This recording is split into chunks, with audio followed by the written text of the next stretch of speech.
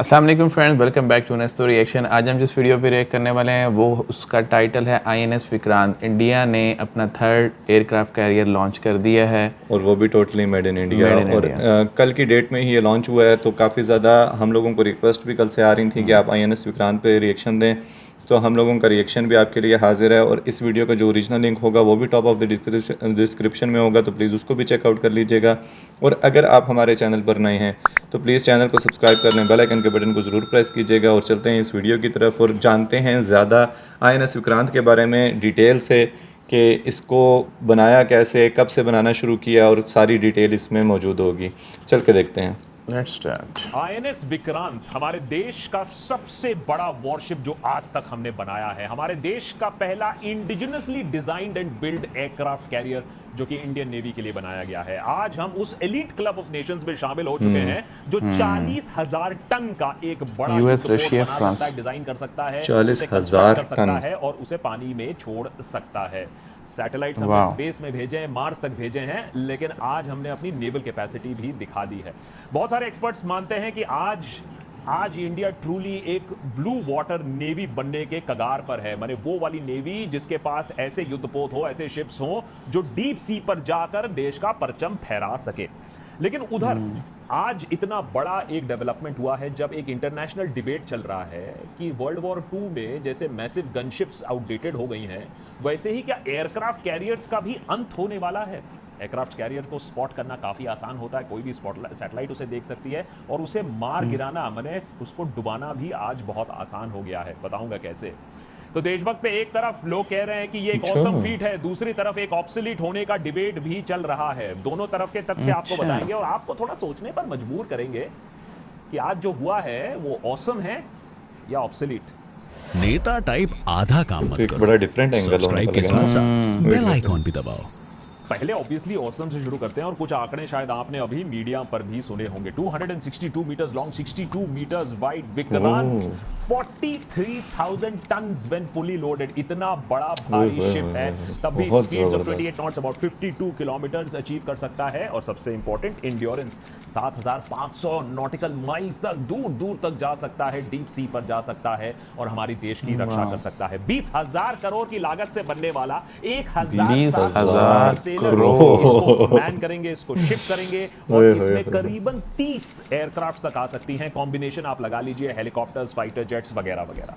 लेकिन सबसे बड़ी achievement Indian made, Indian design. ये सबसे बड़ी सबसे डिजाइन भी इंडियन है और मेड भी इंडियन है, डिजाइन भी बाहर से नहीं करवाया। नाम था HMS हर्कुलिस, 1961 में इंट्रोड्यूस हुआ था हमारे नेवी में। अच्छा, 1961 में देख पहला, जो कि पहला का नाम था HMS हर्मीज, जो 1987 में हमारी नेवी में इंट्रोड्यूस हुआ था।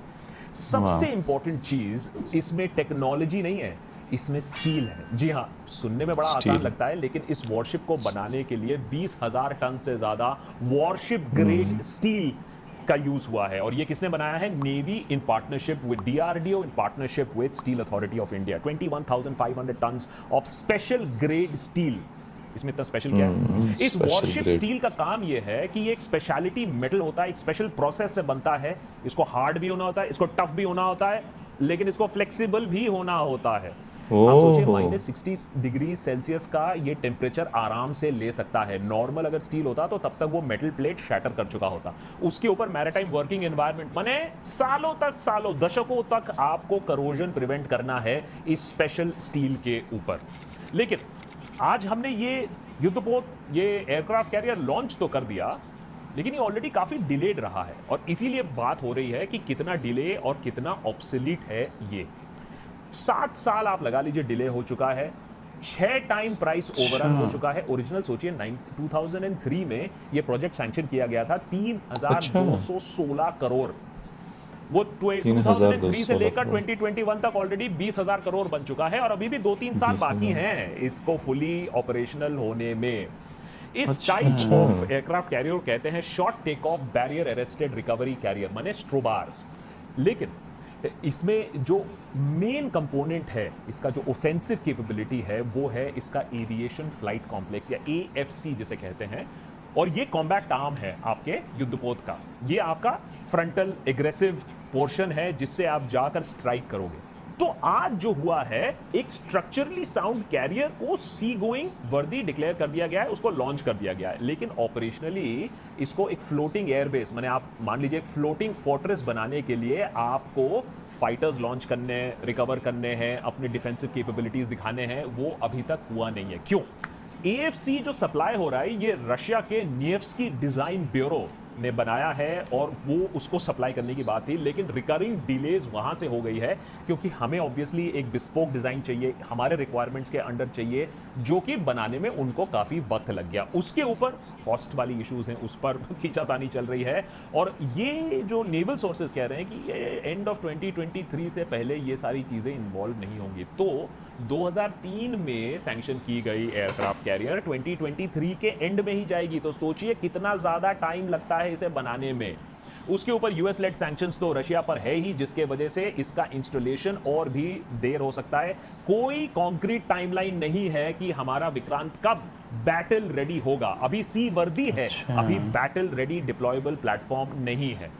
अभी हाँ, ये बात है कि जरूर जा सकता है, सी पे जा सकता है, हेलीकॉप्टर्स टेक ऑफ लैंड कर सकते हैं, लेकिन वो जो टॉप गन वाला वो अभी नहीं हो रहा है अभी। और ये टॉप गन वाली चीज में एक बहुत इंपॉर्टेंट चीज होती है फाइटर एयरक्राफ्ट, उसमें भी अभी प्रॉब्लम है। इंडिजिनस शिप तो हमने बना लिया, लेकिन शिप पे फाइटर एयरक्राफ्ट कौन सी उड़ेगी? तो अभी जो ऑर्डर प्लेस करना था वो तो हुआ नहीं है, अभी हमारे पास MiG-29 है। लेकिन सुनिए, और मैं तो गवर्नमेंट इंस्टीट्यूशन की बात कर रहा हूं, 2016 जुलाई में कंट्रोलर एंड ऑडिटर जनरल, जिसको हम कैग के नाम से जानते हैं, उन्होंने सरकार को, नेवी को काफी क्रिटिसाइज किया, मिनिस्ट्री ऑफ डिफेंस को काफी क्रिटिसाइज किया कि उन्होंने MiG-29 के फाइटर्स एक्सेप्ट क्यों किए रशिया से, बिकॉज उसमें तो बहुत सारी प्रॉब्लम्स है, छलनियां हैं उसमें, प्रॉब्लम्स, डिस्क्रिपेंसीज और एनोलॉमीज में। क्यों? क्योंकि कैग की रिपोर्ट ने यह पाया है कि जो फाइटर की डेफिशिएंसी है जो MiG-29 की, उसमें उसकी एयरफ्रेम में प्रॉब्लम है, RD-33M के इंजन्स में प्रॉब्लम है, फ्लाई बाय वायर सिस्टम में प्रॉब्लम है। तो प्रॉब्लम्स रिडल्ड हैं इस एयरक्राफ्ट में, जिसको आप एक न्यू एयरक्राफ्ट कैरियर में लगाने की कोशिश कर रहे हो। अब यूएसए ने इसमें देखा है आपदा में अफसर, वैसे फ्रांस ने भी देखा है, तो इसीलिए यूएसए और फ्रांस अपनी अपनी रफाल और यूएसए अपनी FA-18 सुपर हॉर्नेट लाने की कोशिश कर रहा है इंडिया के अंदर। ये वही FA-18 सुपर हॉर्नेट है जो आपने टॉप गन मैवरिक में भी देखी होगी। और भाई उनका तो यही कहना है कि अगर आप ये लेते हैं, ये ब्लॉक 3 वर्जन लेते हैं सुपर हॉर्नेट का, तो बहुत बेनिफिट होगा इंडिया को भी, क्योंकि हम बहुत सारा जो ये डील का पैसा है ये वापस इंडिया में इन्वेस्ट करेंगे, तो इंडिया की भी डिफेंस सिस्टम्स में काफी इन्वेस्टमेंट्स आएंगी। As of now Indian navy operate कर रही है रशियन ओरिजिन्स MiG-29 के फाइटर्स, जो कि INS विक्रमादित्य में है, लेकिन इसमें काफी प्रॉब्लम है। चलिए, ये तो करंट प्रॉब्लम हुआ। अब फ्यूचर की बात कर लेते हैं, क्योंकि वो समझना, सोचना और देखना बहुत इंपॉर्टेंट है। क्या इसके बाद हमारा एक तीसरा एयरक्राफ्ट कैरियर आएगा, जिसका प्रपोज नाम है INS विराट। नेवी बार बार सरकार को कन्विंस करने की कोशिश कर रही है कि हमारी एक ऑपरेशनल नेसेसिटी है कि हमारे पास थर्ड कैरियर हो, विक्रमादित्य, विक्रांत और विराट। क्यों? क्योंकि नेवी का यह मानना है कि अगर हमें अपना पावर प्रोजेक्ट करना है तो हमें और जगह जगह पर सी में फर्दर आउट जाना है। और जो विराट की बात हो रही है वो 60,000 टन, माने इससे भी बड़ा एयरक्राफ्ट कैरियर बनाने की बात हो रही है। Former chief of defence staff general Bipin Rawat का लेकिन कुछ अलग ही मानना था। उन्होंने ओपनली, खुले में बोला था कि हमें एक और एयरक्राफ्ट कैरियर में पैसा नहीं लगाना चाहिए और हमें लक्षद्वीप, अंडमान निकोबार आइलैंड्स को एक अनसिंकेबल नेवल एसेट बनाना चाहिए, जहां से हम अपनी नेवल स्ट्रेंथ को प्रोजेक्ट करें, ना कि इतना बड़ा और एक एयरक्राफ्ट कैरियर बनाएं। लेकिन उधर एक और आर्ग्यूमेंट भी है कि हमने इतनी मुश्किल से इतनी कैपेबिलिटी बनाई है कि हम ऐसा एक वेसल बना पाए, एक ऐसा एयरक्राफ्ट कैरियर बना पाए, ऐसा स्टील से हम कुछ बना पाए। इसमें डिजाइन डेवलपमेंट प्रोसेस बहुत कॉम्प्लिकेटेड होता है। ये आर्ट ऑफ मैरिटाइम एविएशन ना इतनी आसानी से किसी देश के पास आता नहीं है। और इसके बाद अगर आप एक और वॉरशिप नहीं बनाओगे तो ये सारी चीजें ऑब्सोलीट हो जाएंगी, हम भूल जाएंगे ये टेक्नोलॉजी कैसे होता है। लेकिन एक चीज और ऑब्सोलीट हो रही है, एयरक्राफ्ट कैरियर टेक्नोलॉजी पूरी की पूरी ऑब्सोलीट हो रही है। इसका आंसर अनफॉर्चुनेटली हमारा नेबर है। नहीं, वो यूजुअल वाला पाकिस्तान नहीं, चाइना। क्यों? क्योंकि चाइना ने एक एंटी शिप बैलिस्टिक मिसाइल बनाया है जिसका नाम DF-21D है, लेकिन उसको निकनेम कैरियर किलर। सोचिए, एक मिसाइल सिस्टम बनाया गया है जिसका रेंज 1200 मील बताया जाता है, 1200 माइल्स बताया जाता है, और ये मार्क 5 पे उड़ सकता है। और जब डिसेंट कर रहा होता है अपने टारगेट की तरफ, मार्क 10 पे, माने साउंड से 10 गुना तेजी से ये जा सकता है। 3 मिनट में ये दिल्ली से चेन्नई तक ये मिसाइल फ्लाई करेगा और पिन पॉइंट एक्यूरेसी से उस मेगा कैरियर को, उस एयरक्राफ्ट कैरियर को, उस वॉरशिप को निस्तो नाबूद कर देगा। और इस मिसाइल सिस्टम का आज तक किसी के पास कोई भी डिफेंस नहीं है। अमेरिका ने ट्राई भी किया था इसको रोकने के लिए, एक बैलिस्टिक मिसाइल डिफेंस सिस्टम बनाने के लिए, लेकिन वो काम नहीं करता है। तो एक चीज है टेक्नोलॉजी और एक चीज है शो ऑफ पावर। जहां तक टेक्नोलॉजी की बात है, आज आप समझ लीजिए INS विक्रांत फ्लो आउट कर रहा है, सी पे जा रहा है, ट्रायल शुरू हो रही हैं, लेकिन वो टेक्नोलॉजिकली ऑब्सोलीट है क्योंकि उसे चाइना कभी भी निस्तनाबूद कर सकता है, कभी भी ध्वस्त कर सकता है। और इसीलिए एक डिबेट जो छिड़ी हुई है एयरक्राफ्ट कैरियर्स के ऊपर, और वैसे ये डिबेट कोई नई चीज नहीं है, ये डिबेट काफी पुरानी चीज है क्योंकि एयरक्राफ्ट कैरियर्स चलाना, उसको बचाना हमेशा बहुत एक्सपेंसिव रहा है। आप सोचिए एयरक्राफ्ट कैरियर ना जनरली एक सिटी है, एक छोटा सा शहर है, वो जा रहा है समुंदर में। अब उस शहर को बचाना है क्योंकि वो इतना प्राइस्ड है, उसमें इतने सारे लोग हैं, उस पे इतने सारे एसेट्स हैं, तो इसके साथ साथ चलती हैं escort group, destroyer, missile cruisers, frigate, submarine, supply ship, सब साथ साथ चलते हैं। लेकिन ये कहा जाता है कि अब ये थोड़ा सा पुराना हो गया है, ये पूरा स्ट्रक्चर मेंटेन करना बहुत कॉस्टली भी है और सेफ भी नहीं। तो फ्यूचर क्या है? फ्यूचर शायद है कि हमारे पास एयरक्राफ्ट कैरियर अभी भी होंगे, लेकिन ये सुपर कैरियर्स की तरफ जो हम जा रहे थे, और बड़ा और विशाल, वो शायद नहीं होगा। नेवी को देखना पड़ेगा towards smaller carriers, smaller amphibious assault ships. माने सोच लीजिए एक छोटा सा युद्धपोत जिससे aircraft vertically take off, SVTOL जिसको कहते हैं, vertically take off and land कर सके, और उसके ऊपर से सोच लीजिए आप अनमैन्ड ड्रोन्स लॉन्च कर सको जो कि डीप कहीं टेरिटरी में जा सके।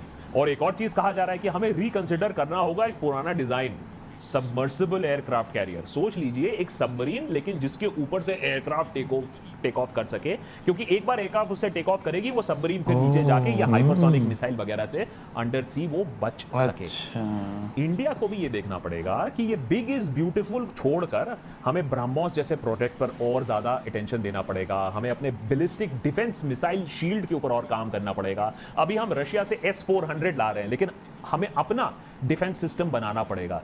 याद रखिए, हम एक तरफ मून तक चले गए, हम एक तरफ मार्स तक चले गए, लेकिन हमारी जो अपनी इंटरनल डिफेंस सिस्टम्स हैं वो अभी भी लैग कर रही हैं। हमारी जो कावेरी जेट इंजन प्रोजेक्ट थी वो फेल कर चुकी है। तेजस ने बहुत ज़्यादा टाइम लगाया है। अब आशा करते हैं कि तेजस 2.0 से हम आगे बढ़ पाएँ। ड्रोन्स में हम बहुत सारे देशों से अभी पीछे चल रहे हैं। तो नेट हमारे पावर प्रोजेक्शन के लिए हमें अभी भी शायद एक, ठीक है, चाहिए एक सुपर कैरियर, चाहिए एक एयरक्राफ्ट कैरियर चाहिए, क्योंकि कहीं ना कहीं आपको पावर दिखाने की भी जरूरत होती है और वहां ये बिल्कुल काम आएगी। लेकिन ये मत सोचिएगा कि आपने एक 40,000 टन का ऑसम शोपीस बना दिया, लोग उससे डर के बैठ जाएंगे। हमें जो दूसरे कटिंग एज टेक्नोलॉजीज हैं उस पर काम करना पड़ेगा, चाहे वो मिसाइल हो, चाहे वो अनमैन्ड ड्रोन्स हो, चाहे वो इलेक्ट्रॉनिक जैमिंग हो, चाहे वो लेजर इक्विपमेंट हो, चाहे वो सैटेलाइट मॉनिटरिंग हो, तभी जाकर बात बनेगी। नहीं तो ठीक है, 40,000 टन का एक ऑब्सोलीट पीस फिर नहीं तो समुंदर में तैरेगा। तो चेंज बहुत तेजी से हो रहा है। आशा करते हैं कि हम भी चेंज करें और चेंज डिमांड भी करें। नेता टाइप कितनी डीप किस्म की वीडियो थी ना ये, मतलब कितना कुछ इन्होंने बताया, इन्फॉर्मेटिव। अच्छा, ये तो बड़ी नई चीज़ पता चली है कि मतलब इतना महंगी एक चीज़ बना के एयरक्राफ्ट कैरियर और उसको एक मिसाइल वो कर सकते हैं। हाँ, डिफेंस सिस्टम नहीं है इनके पास, कमज़ोर है, और अटैक सिस्टम जो है वो इनका ज़बरदस्त, हर चीज़ बेहतरीन जा रही है ना।